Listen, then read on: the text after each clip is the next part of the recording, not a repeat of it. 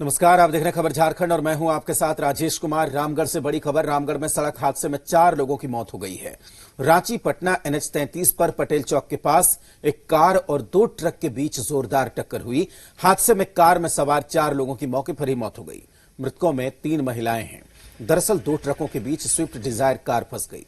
रफ्तार की वजह से कार के परखच्चे उड़ गए।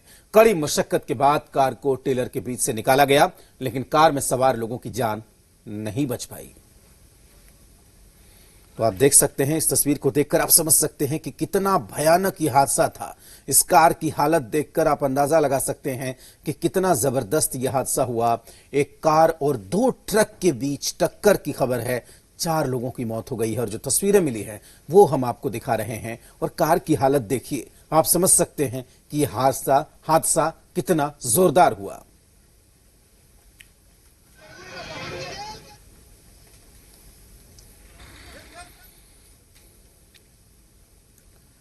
पेट्रोल डीजल की कीमतों में लगातार हो रही बढ़ोतरी का चाईबासा में कांग्रेस ने विरोध किया। जगन्नाथपुर में पूर्व मुख्यमंत्री मधु कोड़ा और उनकी पत्नी सांसद गीता कोड़ा ने बैलगाड़ी की सवारी की। बैलगाड़ी पर सवार होकर कोड़ा दंपति एसडीओ कार्यालय पहुंचे और ज्ञापन दिया। पूर्व सीएम मधु कोड़ा बैलगाड़ी हाँक रहे थे तो सांसद गीता कोड़ा बगल में बैठी थी। जगन्नाथपुर के विधायक सोनाराम सिंह को दोनों के पीछे खड़े होकर सवारी कर रहे थे। बैलगाड़ी के आगे और पीछे कांग्रेस के तमाम कार्यकर्ता पेट्रोल डीजल के विरोध में नारे लगा रहे थे। इस दौरान फिल्मी गीत भी बजते रहे। मोदी सरकार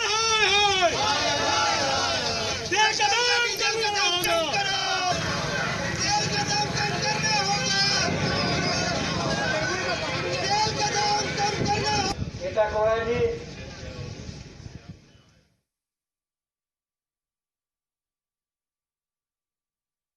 सब जनता यहाँ से लोग राष्ट्रपति महामहिम राष्ट्रपति के पास में नहीं जा सकता है।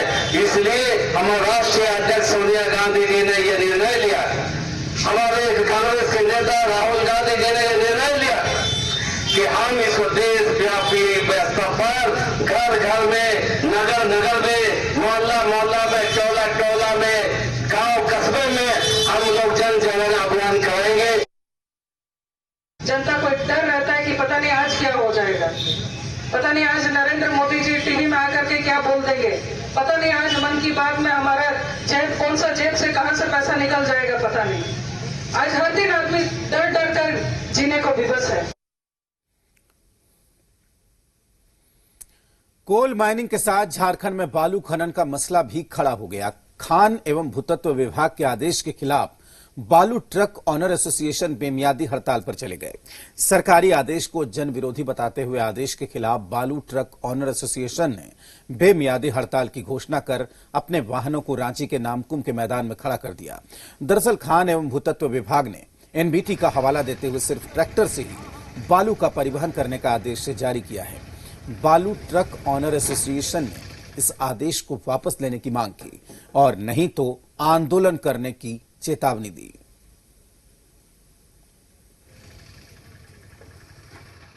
हम लोग जो है 24 तारीख का जो खान एवं भूतत्व विभाग के द्वारा जो आदेश जारी हुआ है, जिसमें कहा गया है कि इसी के बालू का परिवहन सिर्फ ट्रैक्टर से होगा, जो कि बहुत ही हास्यास्पद है। उसके विरोध में हम लोग जो है यहाँ पे अपनी अपनी गाड़ियों को लगाकर धरना पे बैठे हुए हैं। हम लोग हमेशा से नियम संगत चलते आए हैं और चलना भी चाहते हैं। हम सरकार से ये मांग करना चाहते हैं कि जितना जल्द हो सके ये जन विरोधी जो फैसला है आपका, उसको वापस लीजिए। झारखंड में कमर्शियल माइनिंग और निजीकरण के विरोध में कोयला मजदूर संगठन 3 दिवसीय हड़ताल पर चले गए। इससे राज्य भर के कोयला खदानों में उत्पादन और कोयला उठाने का काम ठप पड़ गया। मजदूर संगठनों को कोयला श्रमिकों का भी साथ मिल रहा है और सरकार की नीति के विरोध में इन लोगों ने जगह जगह प्रदर्शन कर फैसले को वापस लेने की मांग की।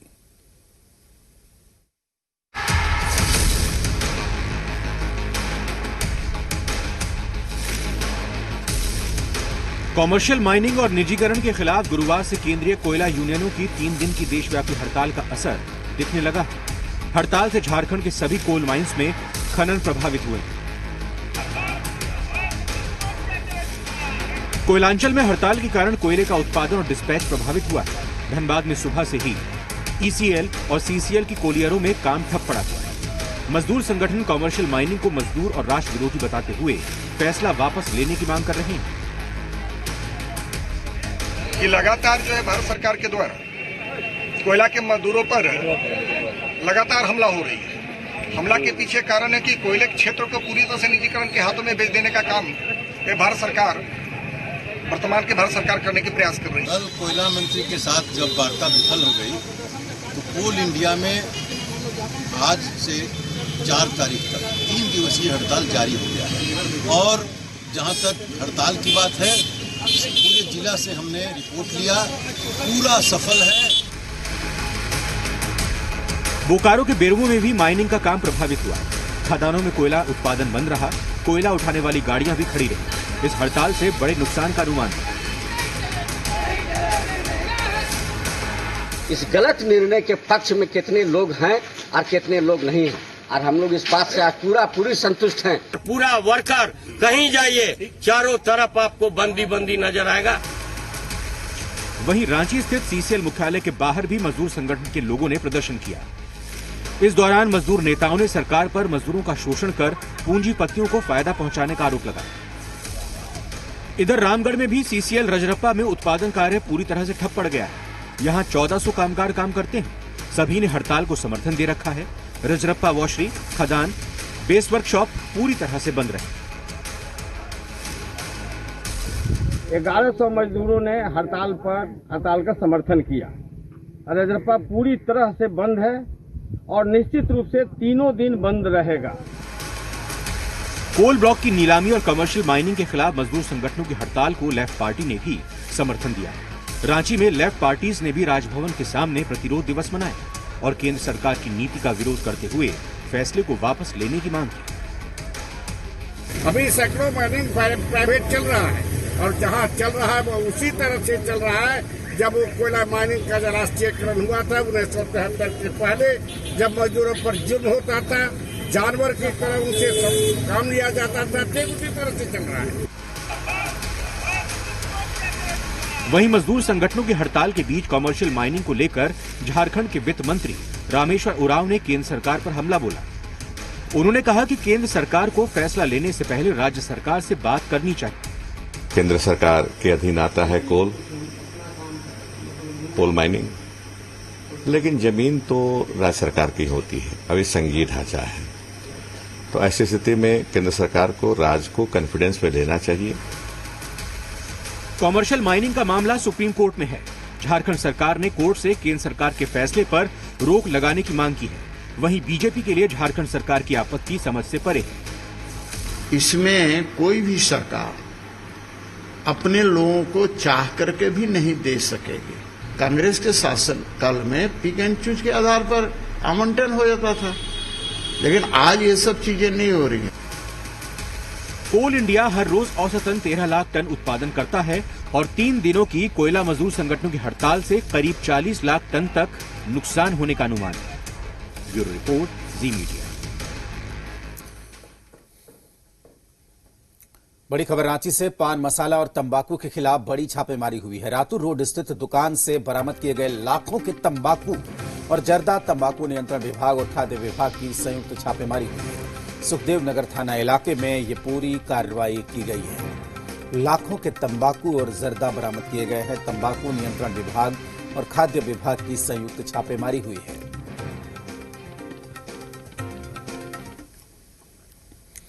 झारखंड में अवैध शराब के अड्डे और जुआ के अड्डे पर अब नकेल कसने की तैयारी है। जो भी लोग अवैध शराब और जुआ के अड्डे पाए गए तो उन पर कार्रवाई होगी।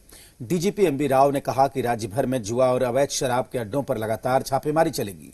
खासकर थाना प्रभारी की जवाबदेही होगी। उनके क्षेत्र में अवैध शराब के अड्डे, जुआ के अड्डे पाए जाएंगे तो उन पर कार्रवाई होगी।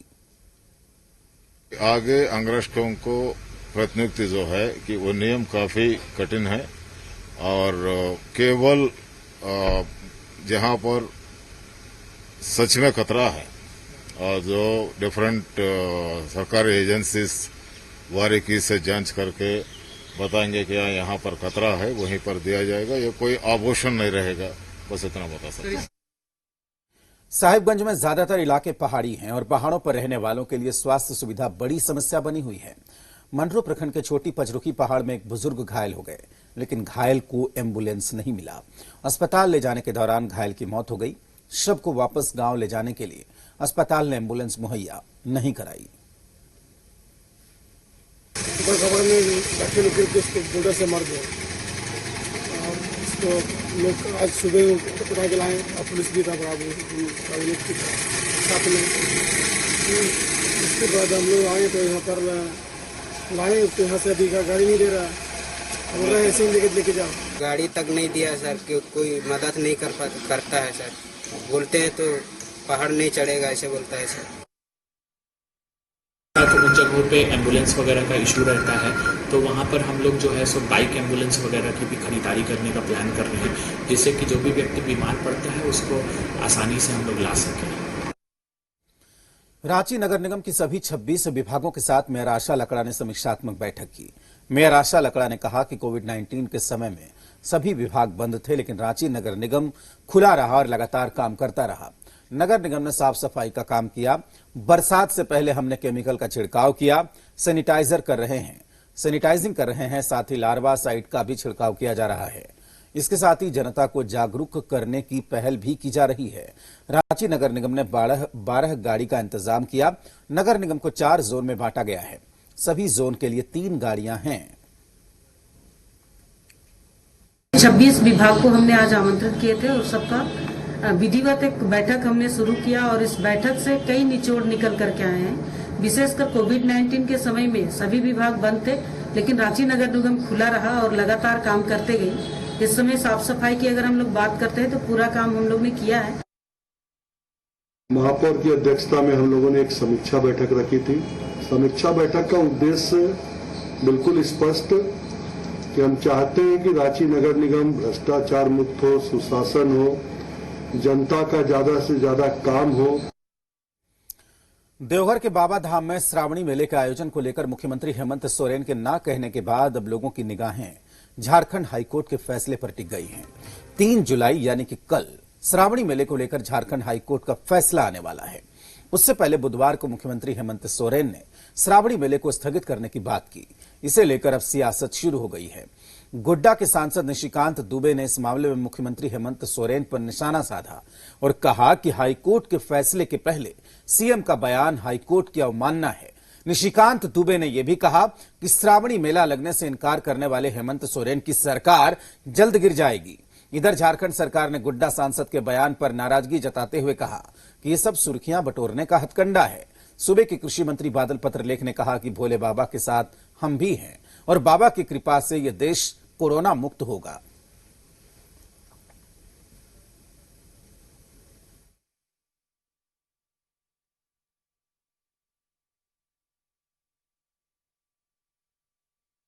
यहाँ तो एक तुगलकी फरमान है और मुझे बाबा पर इतना भरोसा है। मैं आपको इस दुमका में, क्योंकि दुमका का बाई इलेक्शन भी होना है, मैं आपको एक बड़ी बात कहने जा रहा हूँ कि ये मंदिर का जो भी फैसला होगा माननीय न्यायालय का होगा, लेकिन जिस तरह से बाबा के खिलाफ ये मुख्यमंत्री गया है, मैंने अच्छे को मरते और गिरते हुए देखा है। ये सरकार भी जल्दी यदि चली जाए तो मुझे कोई आश्चर्य नहीं।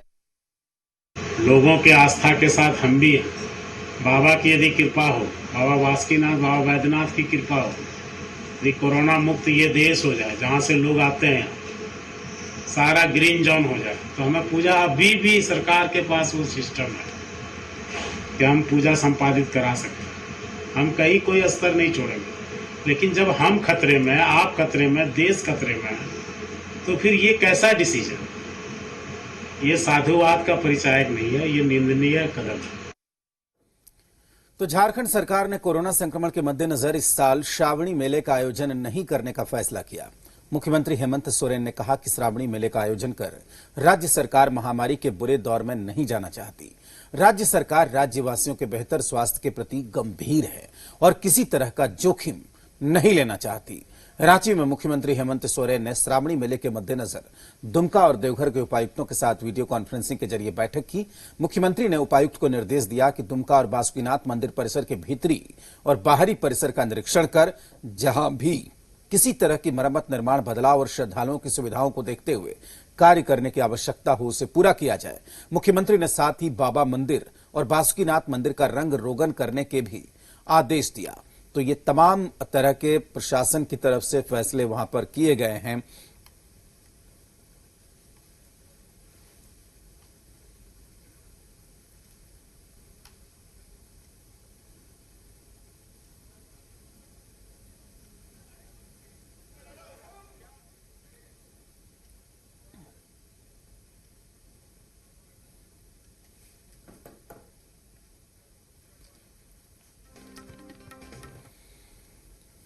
एक विवाद से अभी जेपीएससी का दामन छूटा भी नहीं था कि दूसरे विवाद ने उसका दामन थाम लिया। छठी जेपीएससी के रिजल्ट को लेकर एक और सनसनीखेज खुलासा हुआ। बताया जा रहा है कि रिजल्ट में नेत्रहीनों की जगह पर नेत्रवानों को बहाल कर दिया गया। जहां रिजल्ट में विजुअली इंपैक्ट रिजर्व कोटे को डी रिजर्व किया गया था। छठी जेपीएससी की कार्यप्रणाली का इम्तिहान खत्म होने का नाम ही नहीं ले रहा। अब छठी जेपीएससी के रिजल्ट में नेत्रहीन दिव्यांग की जगह सामान्य अभ्यर्थियों की बहाली का मामला सामने आया है।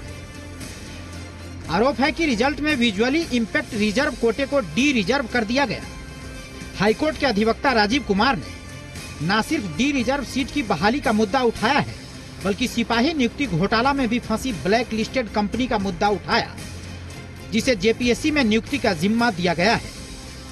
हाईकोर्ट के दूसरे अधिवक्ता सुभाषिष रसिक सोरेन ने भी रिजल्ट प्रक्रिया पर सवाल उठाया है। हमारी राज्य की सरकार और यहाँ के लोग इसको मानते हैं संवैधानिक संस्था है। इनफैक्ट ये इन राइटिंग संवैधानिक संस्था है, लेकिन ये इसके क्रियाकलाप जो है ना, ये बिल्कुल संवैधानिक संस्था जैसा नहीं है। तो ये कहने का आशय ये है कि तो 2 पोस्ट को जो दूसरे लोगों को दिया गया है, ये अनुशंसा अपने आप में भी 2 पोस्ट के लिए गलत है।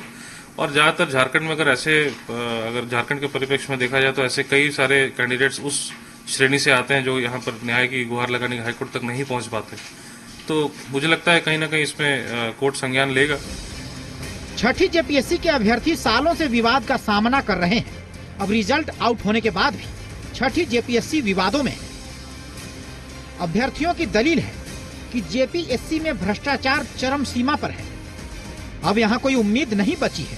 सामान्य की बात तो छोड़ दीजिए, नेत्रहीनों का भी सीट बेच दिया गया, महिला खिलाड़ियों का भी सीट बेच दिया गया है।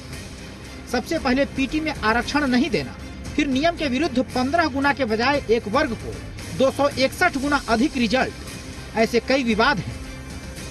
40 से अधिक रीट हाईकोर्ट में दायर है। नेत्र वालों का चयन हो गया है, ये तो बहुत गंभीर मामला है। हम आपको बताना चाहेंगे इस परीक्षा में पिछले 4 सालों में जो आंदोलन हुआ और जो अनियमितताएं सामने नजदीक आई है, इसमें सबसे महत्वपूर्ण मुद्दा रहा जब पीटी का रिजल्ट आया। तो पीटी में देखिए पहला पॉइंट नंबर 1 में आरक्षण ही समाप्त कर दिया गया है। मैं ऐसा इस रूप में देखता हूँ कि ये भ्रष्टाचार की पराकाष्ठा हो गई है। जेपीएससी में व्याप्त भ्रष्टाचार एकदम चरम सीमा पे पहुंच गया है। अब इससे ऊपर भ्रष्टाचार की कोई गुंजाइश नहीं है। पूरे मसले पर बीजेपी ने सरकार को घेरा है। बीजेपी प्रदेश अध्यक्ष दीपक प्रकाश ने कहा कि सरकार दृष्टिहीन हो चुकी है, इनको मेधावी छात्रों की चिंता नहीं है। राज्य सरकार के पास दृष्टि नहीं है और इनको मेधावी छात्रों के बारे में कोई चिंता नहीं। जेपीएससी के माध्यम से लोगों को रोजगार मिले, ये उनके माथे पर शिकन भी नहीं है। वहीं सत्ता पक्ष के घटक दल कांग्रेस और जेएमएम ने सरकार का बचाव किया है। कांग्रेस की दलील है कि मामला कोर्ट में है, इसलिए सरकार कुछ नहीं कर सकती, हम कोर्ट के फैसले को मानेंगे। वहीं जेएमएम प्रवक्ता मनोज पांडे ने बीजेपी पर जनता को गुमराह करने का आरोप लगाया और कहा कि अब तक बीजेपी के शासनकाल में जेपीएससी की 4 परीक्षाएं हुई और सभी विवादों में रही। जेपीएससी में जो अनियमितताएं बरती गई पूर्व की सरकारों में, हम उस सारी अनियमितताओं को दूर करेंगे। 4 परीक्षा इनके शासनकाल में हुआ, मैंने भाजपा के शासनकाल में 4 में घोटाले। जेपीएससी से विवादों का नाता कब खत्म होगा, कब सही अभ्यर्थियों को उनका हक मिलेगा, कब तक अभ्यर्थियों का भविष्य अधर से बाहर आएगा, ये बड़ा सवाल है। मदन, जी मीडिया, रांची। झारखंड में कोरोना संक्रमित मरीजों की संख्या 2585 हो चुकी है, जबकि अब तक कुल 1988 मरीज इलाज के बाद ठीक हो चुके हैं। झारखंड में कोरोना के एक्टिव केस की संख्या 582 है। प्रदेश में अब तक 15 मरीजों की कोरोना से मौत हो चुकी है।